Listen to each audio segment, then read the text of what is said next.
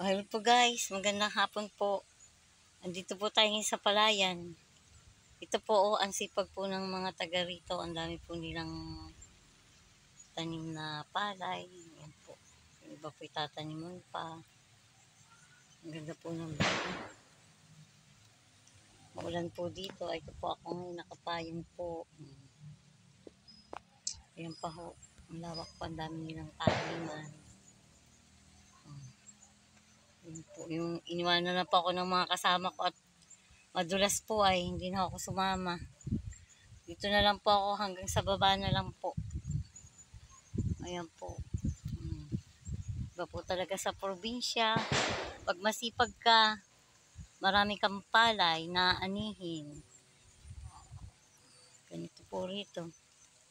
Ngayon po, maulan lang po dito.